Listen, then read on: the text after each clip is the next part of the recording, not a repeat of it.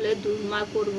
প্রথমে পটলগুলো ছিলে নিলাম, তারপরে ভিতরে আঁশগুলো বের করে নিলাম। আঁশগুলো হালকা করে বেটে নিলাম। তারপরে চিংড়ি মাছ, কাঁচামরিচ, রসুন আর একটু পেঁয়াজ ব্রাউন করে নিলাম। চিংড়ি ব্রাউন নিলাম, পেঁয়াজ বাটা, হলুদ, জিরা, ধনিয়া আর কাঁচামরিচ একসাথে মিশিয়ে ফেললাম।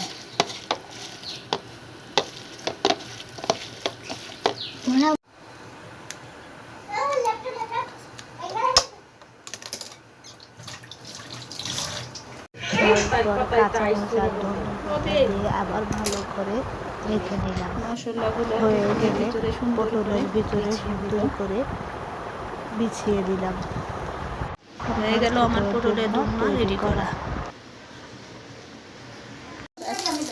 আটা আর কর্নফ্লাওয়ার দিয়ে একটা ডো তৈরি করলাম।